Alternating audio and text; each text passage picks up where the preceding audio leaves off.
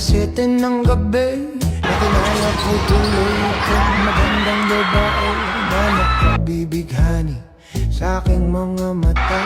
Ang di ko lang alam ay manloloko lang pala.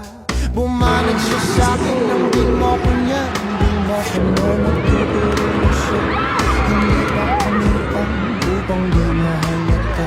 Siya ay nagkahibang, nagmememe na jaytwa daw siya sa alabang. Ako ay umakbay, mahigpit na mahigpit, naglalaway sa palda niyang hapit na hapit. Nang ako'y matulog na, di ko siya matagpuan.